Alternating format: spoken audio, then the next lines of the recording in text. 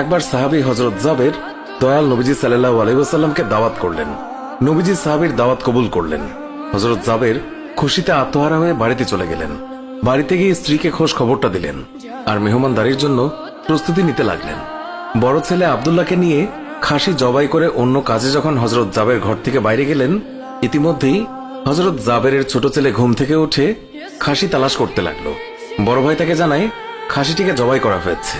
ছোট ভাই বায়না ধরল, খাসি কিভাবে জবাই করে আমাকে তা দেখাও। অগত্যা বড় ভাই ছুরি হাতে করে ঘরের পেছনে গিয়ে বলল, এখানে জবাই করা হয়েছে। ছোট ভাই জানতে চাইল কিভাবে।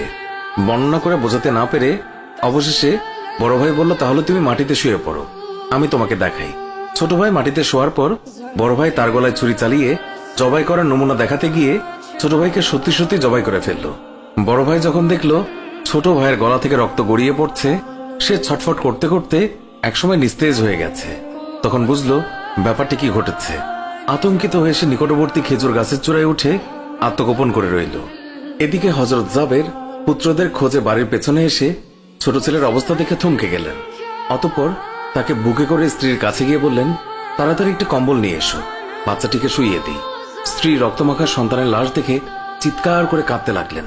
কিন্তু স্বামী হযরত জাবের তাকে সান্ত্বনা দিয়ে বললেন, আজ আমাদের শোক প্রকাশ করার দিন নয়, আজ দুঃখ দেখলে নবীজিও দুঃখিত হবেন।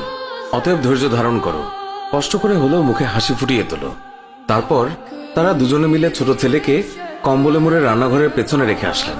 স্ত্রী রান্নার কাজে মন দিলেন। হযরত জাবের বের হলেন বড় পুত্র আব্দুল্লাহর খোঁজে। বাড়ির পেছনে গিয়ে ছেলের নাম ধরে জোরে ডাক দিলেন। গাছের উপর আত্মগোপন করে বড় ছেলে সব ঘটনা প্রত্যক্ষ করছিল আর ভয়ে কাঁপছিল। পিতার ডাক শুনে ভাবল, এখন পালাতে না পারলে আব্বার হাতে ধরা পড়তে হবে। ধরা পড়লে আর রক্ষা থাকবে না। পালানোর উদ্দেশ্যে গাছ থেকে লাফিয়ে পড়ে আঘাতপ্রাপ্ত হয়ে সেও মৃত্যুর কোলে ঢলে পড়ল। পিতা কাছে গিয়ে দেখেন আব্দুল্লাহর দেহে প্রাণের স্পন্দন নেই। বড় ছেলেকে কোলে তুলে তিনি বাড়ির ভেতরে আসলেন। স্ত্রীকে বললেন আরেকটি কম্বল নিয়ে আসার জন্য। বড় ছেলের এই অবস্থা দেখে দরদিমা পুনরায় আর্তনাদ করে উঠলেন।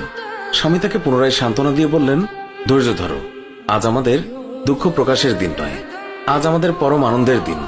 দয়াল নবীজি অল্প কিছুক্ষণের মধ্যেই আমাদের ঘরে তাশরিফ রাখবেন। তারপর দুজনে মিলে বড় ছেলের লাশ ও কম্বলে মুড়ে ছোট ছেলের লাশের পাশে রাখলেন।